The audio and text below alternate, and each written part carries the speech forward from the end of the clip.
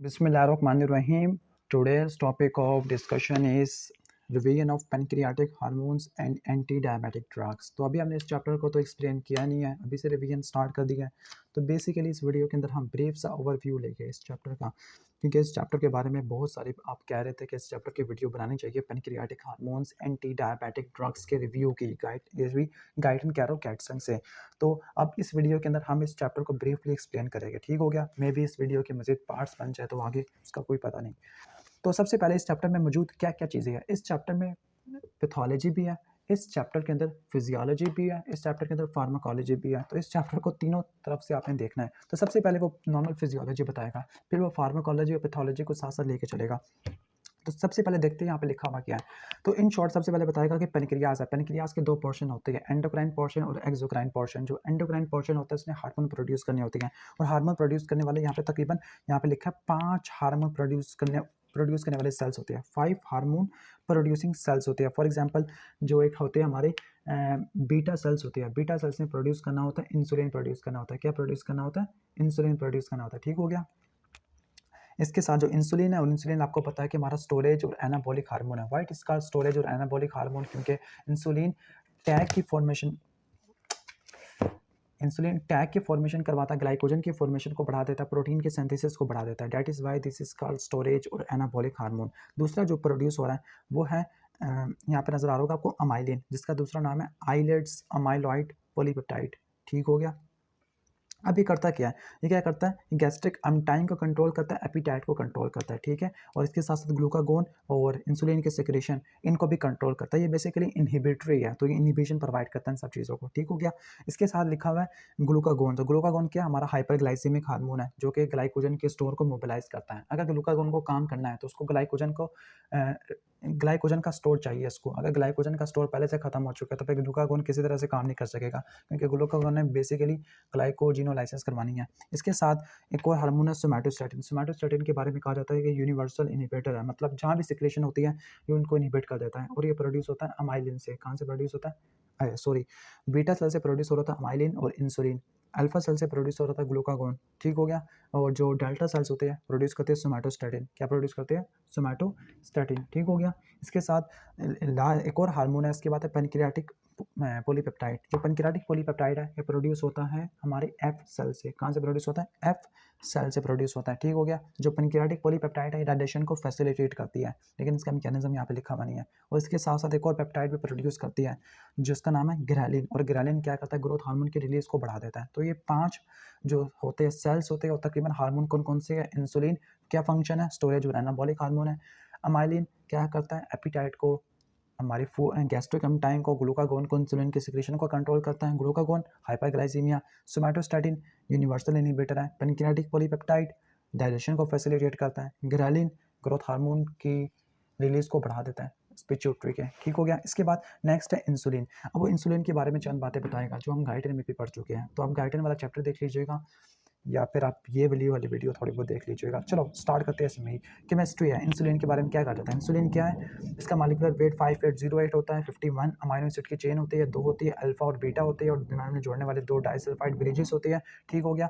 और जो normal insulin बनती होती है वो एक कंपाउंड से बनती है, यानी इसका जो प्रीकर्सर होता है वो होता है प्रो इंसुलिन होता है। वो क्या होता है? प्रो इंसुलिन, जो कि गोल्जी अपरेटस के अंदर प्रोसेस होकर ग्रैन्यूल के अंदर रिलीज हो जाता है, और ग्रैन्यूल के अंदर कन्वर्ट हो जाता है इंसुलिन के अंदर और सी पेप्टाइड के अंदर, और 4 अमाइनो एसिड निकल जाते हैं, ठीक है। 4 अमाइनो एसिड इसमें से निकल जाते हैं, तब ये बन जाता है। फॉर एग्जांपल आपको पता है कि जो इंसुलिन होता है इसमें 51 अमाइनो एसिड की चेन है, जबकि सी पेप्टाइड के अंदर 31 अमाइनो एसिड की चेन है। जो प्रो इंसुलिन है, जिसने इंसुलिन बनाना था ग्रैन्यूल के अंदर, उसके पास कोई ऐसी एक्टिविटी नहीं होती, या ना होने के बराबर होती है, हाइपोग्लाइसेमिक एक्टिविटी। लेकिन इंसुलिन के पास ज़्यादा एक्टिविटी होती है।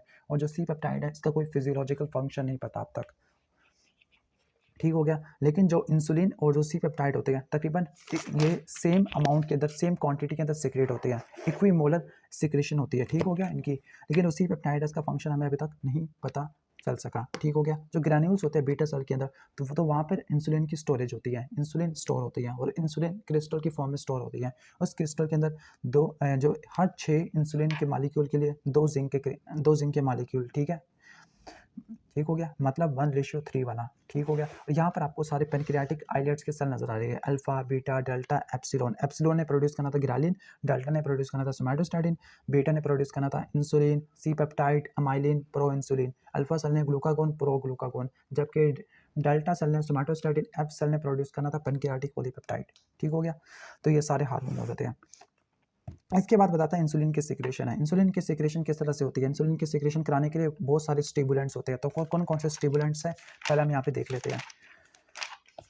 ये यहाँ पर होना चाहिए इसको।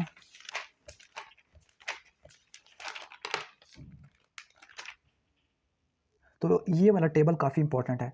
कुछ फैक्टर्स ऐसे या कुछ कंपाउंड्स ऐसे हैं जो इंसुलिन के रिलीज को बढ़ा देते हैं और कुछ इंसुलिन के रिलीज को ब्लॉक कर देते हैं।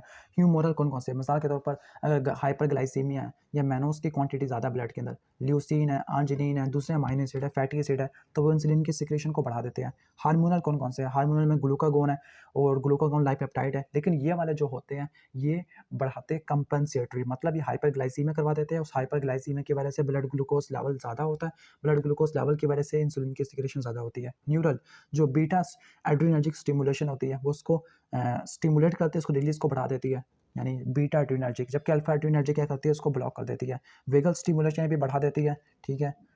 और जबकि दूसरा नॉन वेगल स्टिमुलेशन इसको ब्लॉक कर देती है। ड्रग्स कौन कौन सी है? सल्फोनाइलयूरिया है और मैग्नीटाइड है, नाइट्रिग्लिसराइड है, आइसोप्रोटिनोल है, एसिटाइलकोलिन है। तो ये ड्रग्स क्या करती है? ये भी इंसुलिन की रिलीज को बढ़ा देती है। तो जो सल्फोनाइलयूरिया के अंदर ग्लाइबुराइड टोल ब्यूटामाइड आता है और ये करती क्या है? ये हमारे जो एटीपी सेंसिटिव पोटेशियम चैनल्स होते हैं, ये वाले पोटेशियम चैनल्स होते हैं, ठीक है, इनको ब्लॉक कर देती है, ठीक है, इनको ब्लॉक कर देती है। चूंकि ये एटीपी सेंसिटिव किस तरह से करती है? ज़्यादा ग्लूकोज होगा, ज़्यादा ग्लूट ट्रांसपोर्टर के सेल के अंदर आएगा, ज़्यादा मेटाबॉलिज्म होगा, ज़्यादा एटीपी प्रोड्यूस होगी। ज़्यादा एटीपी प्रोड्यूस होगी तो पोटेशियम चैनल बंद हो जाती है। जब पोटेशियम चैनल बंद हो जाएगी तो फिर डीपोलराइजेशन हो जाएगी। जब डीपोलराइजेशन हो जाएगी तो फिर कैल्शियम चैनल अंदर आएंगे, तो वो इंसुलिन के ग्रैन्यूल की क्या करा देंगे? एक्सोसाइटोसिस करवा देंगे, जिसकी वजह से इंसुलिन की सिक्रेशन हो जाएगी। और इंसुलिन और सी पेप्टाइड इक्विमोलर अमाउंट के अंदर सिक्रेट होते हैं। ठीक हो गया। तो ये तो हो गया, जनरल सी बातें होगी इसकी। अब इसके बाद बताता है इंसुलिन का रिसेप्टर क्या है। इंसुलिन का रिसेप्टर, तो इंसुलिन के रिसेप्टर को भी देख लेते हैं। तो इंसुलिन का रिसेप्टर है, इंसुलिन के रिसेप्टर के पास इंट्रिंसिक टायरोसिन काइनेस एक्टिविटी होती है और इसके रिसेप्टर के अंदर आपको 2 अल्फा और 2 बीटा सब यूनिट देखने को मिलते हैं। 2 अल्फा और 2 बीटा सब यूनिट्स होते हैं। जो अल्फा सब यूनिट्स होते हैं ये एक्स्ट्रा सेलुलर पड़े हुए होते हैं, जो बीटा होते हैं ये ट्रांस मेम्ब्रेन होते हैं, पूरी की पूरी मेम्ब्रेन को क्रॉस किए होते हैं। ठीक हो गया, पूरी मेम्ब्रेन को क्रॉस किए होते हैं। अब यहाँ पर होता है क्या? जब इंसुलिन बाइंड करता है तो फिर क्या होता है? अल्फा सब यूनिट की एक्टिवेशन होती है, फिर बीटा सब यूनिट की एक्टिवेशन होती है, तो फिर इसके इंट्रा सेलुलर डोमेन के ऊपर जो टायरोसिन काइनेस डोमेन है ये क्या करता है? ये एक्टिवेट हो जाता है, ये आउट ऑफ फॉस्फोराइलेशन स्टार्ट कर देते हैं और आउट ऑफ फॉस्फोराइलेशन करने के बाद ये IRS को अपना फॉस्फेट दे देते हैं, ठीक है, एटीपी के यूटिलाइज करते हुए। ठीक हो गया। तो IRS की फॉस्फोराइलेशन हो जाती है। तो IRS 2 पाथवे के जरिए काम करता है, माइटोजन एक्टिवेटेड प्रोटीन काइनेस पाथवे और दूसरा होता है फॉस्फेटाइडल इनोसिटोल 3 काइनेस पाथवे। तो इस तरह से इंसुलिन काम करता है। तो इंसुलिन काम करता है इंट्रिंसिक टायरोसिन काइनेस वाले मैकेनिज्म्स के जरिए। अब दूसरा हार्मोन है ग्लूकागोन है। तो ग्लूकागोन प्रोड्यूस होता है अल्फा सेल ऑफ पेनक्रियास से प्रोड्यूस होता है, ठीक है। ग्लूकागोन एक पेप्टाइड है और इसमें सिंगल चेन होती है, जबकि इंसुलिन के अंदर आपको 2 चेन देखने को मिलती थी, अल्फा और बीटा। उसमें डाइसल्फाइड ब्रिजेस भी थे, लेकिन यहाँ पे डाइसल्फाइड ब्रिजेस नहीं होते। जो इस कंपाउंड से पहले बनता था उसका नाम है प्रो ग्लूकागोन, वो बनता था प्रो इंसुलिन से। ठीक हो गया। और जो प्रो इंसुलिन था वो 86 का था, जबकि प्रो ग्लूकागोन था 69 के अराउंड होता है। ठीक हो गया। अब इसके बाद इसके मेटाबॉलिक इफेक्ट को देख लेते हैं। पहले हम इंसुलिन के मेटाबॉलिक इफेक्ट को देख लेते हैं। मेटाबॉलिक इफेक्ट को देखने से पहले आपको पता होना चाहिए कि ग्लूकोज के ट्रांसपोर्टर कौन कौन से होते हैं। तो ग्लूकोज के ट्रांसपोर्टर आपको यहाँ पे 5 लिखे हुए हैं, GLUT1, GLUT2, GLUT3, GLUT4, GLUT5। इसमें से GLUT4 होता है जो इंसुलिन से कंट्रोल होता है, जबकि GLUT5 फ्रुक्टोज के लिए होता है। GLUT1 ये बेजल अपटेक ऑफ ग्लूकोज के लिए इंपॉर्टेंट है, ठीक है, RBCs के अंदर, ब्रेन के अंदर इंपॉर्टेंट होता है। जबकि GLUT2 है, GLUT2 ये रेगुलेशन ऑफ इंसुलिन रिलीज, मतलब ये पेनक्रियास के अंदर होता है। तो वहाँ पर आपको मैंने बताया था कि GLUT2 के जरिए ग्लूकोज अंदर आ रहा था, इसने आगे वोल्टेज गेटेड कैल्शियम चैनल को ओपन करवाया था, तो एक्सोसाइटोसिस हो रही थी, तो इसी GLUT2 के जरिए हो रही थी। ठीक हो गया। तो ये ग्लूट चैनल्स थे। ओके। अब यहाँ पे इंसुलिन के फंक्शन लिखे हुए हैं, ग्लूकागोन के फंक्शन भी इसके बाद देख लेते हैं। इंसुलिन के क्या क्या फंक्शंस होते हैं, लिवर के ऊपर क्या होगा, मसल के ऊपर क्या होगा, एडिपोज टिश्यू के ऊपर क्या होगा। ठीक हो गया। तो यहाँ पर देख लेते हैं इसके क्या क्या क्या हो गए, यानी कैटाबॉलिक फंक्शन को क्या कर देगा, रिवर्स कर देगा, एनाबॉलिक फंक्शन को बढ़ा देगा। कैटाबॉलिक फंक्शन को कौन कौन से को इनहिबिट कर देगा, ग्लाइकोजिनोलाइसिस को ब्लॉक कर देगा, फैटी एसिड की जो ब्रेक डाउन होती है उसको तोड़ दे कम कर देगा, ठीक है, या अमाइनो एसिड का ग्लूकोज के अंदर कन्वर्ट होना जिसको ग्लूकोनियोजेनेसिस बोलते हैं, ग्लूकोनियोजेनेसिस ग्लाइकोजिनोलाइसिस और बीटा ऑक्सीडेशन को ब्लॉक कर देगा। एनाबॉलिक इफेक्ट में क्या होगा, ग्लाइकोजेनेसिस बढ़ा देगा, ग्लूकोनियोजेनेसिस को तो ब्लॉक कर दिया था, ग्लाइकोजेनेसिस कर देगा और लाइपोजेनेसिस करवा देगा, ठीक है, और वीएलडीएल की फॉर्मेशन को भी बढ़ा देगा। मसल के ऊपर क्या इफेक्ट होगा, मसल के ऊपर प्रोटीन के सिंथेसिस को बढ़ा देगा। प्रोटीन की सिंथेसिस कैसे बढ़ेगी, अमाइनो एसिड की ट्रांसपोर्ट को बढ़ा के, राइबोसोमल प्रोटीन सिंथेसिस को बढ़ा के ग्लाइकोजन की सिंथेसिस को बढ़ा देगा, एडिपोज टिश्यू के अंदर टैग की सिंथेसिस को बढ़ा देगा। किस तरह से, लाइपोप्रोटीन लाइपेज को इंड्यूस कर देगा जिसकी वजह से एक्टिवेशन हो जाएगी, जिसकी वजह से फाइनली होगा क्या, जिसकी वजह से जो टैग होगा वो ज़्यादा टैग टूटेगा लाइपोप्रोटीन से, उसके पास ज़्यादा आएगा तो ज़्यादा टैग बनेगा एडिपोज टिश्यू के अंदर, ठीक हो गया। ग्लूकोज की ट्रांसपोर्ट बढ़ा देता है, ग्लूकोज की ट्रांसपोर्ट से क्या होगा क्या, जिसकी वजह से फैटी एसिड की स्टेरिफिकेशन ज़्यादा हो जाती है और इसका अपना होता है हार्मोन सेंसिटिव लाइपेज, इसको ब्लॉक कर देती है, जिसकी वजह से जो लाइपोलाइसिस है वो कम से कम होगी, लाइपोजेनेसिस सबसे ज़्यादा होगी, स्टेरिफिकेशन भी सबसे ज़्यादा होगी, ठीक हो गया। तो ये पूरा मैकेनिज्म हो गया, ये इंसुलिन के इफेक्ट हो गया। अब जो इसके फार्माकोलॉजिकल इफेक्ट है ग्लूकागोन के, तो ग्लूकागोन के क्या क्या इफेक्ट होते हैं, मेटाबॉलिक इफेक्ट पहले हम देख लेते हैं। अब जो ग्लूकागोन है, ग्लूकागोन ने किस तरह से काम करना है, ग्लूकागोन ने काम करना होता है साइक्लिक एएमपी के जरिए, जबकि इंसुलिन ने काम करना था intrinsic tyrosine kinase receptor pathway के जरिए, ठीक हो गया। तो इसने साइक्लिक एएमपी को बढ़ा देना, वो साइक्लिक एएमपी है वो जो स्टोर ग्लाइकोजन है उसको मोबिलाइज करवा देगी, ग्लाइकोजिनोलाइसिस करवा देगी, ग्लूकोनियोजेनेसिस करवा देगी, कीटोजेनेसिस करवा देगी। फाइनली इसकी वजह से होगा क्या, इसकी वजह से होगा कि ब्लड ग्लूकोज लेवल ज़्यादा हो जाएगा। अब जो ग्लूकागोन है, ग्लूकागोन का मसल के ग्लाइकोजन के ऊपर कोई इफेक्ट नहीं होता, क्यों, क्योंकि जो स्केलेटल मसल के ऊपर ग्लूकागोन का कोई रिसेप्टर नहीं होता, लेकिन लीवर के ऊपर होता है, तो ग्लूकागोन को काम करने के लिए लीवर के पास ग्लाइकोजन होना चाहिए, ठीक हो गया। कार्डियक इफेक्ट क्या हो गया, ग्लूकागोन के पास पॉजिटिव इनोट्रोपिक, इनोट्रोपिक का मतलब फोर्स ऑफ कॉन्ट्रैक्शन को बढ़ा देगा, कोरोनोट्रोपिक का मतलब हार्ट रेट को बढ़ा देगा, ठीक हो गया। तो इसका एक्शन बिल्कुल वैसे ही है जैसे बीटा एगोनिस्ट वाला, लेकिन ये बीटा रिसेप्टर के जरिए काम नहीं करता, बल्कि इसके अपने जी प्रोटीन कपल्ड रिसेप्टर्स होते हैं। इसके बाद है इफेक्ट इन स्मूथ मसल, तो ये इंटेस्टिनल स्मूथ मसल की रिलैक्सेशन भी करवा सकता है, ठीक हो गया, लेकिन ये एडिनालाइल साइक्लिस के अलावा मैकेनिज्म है।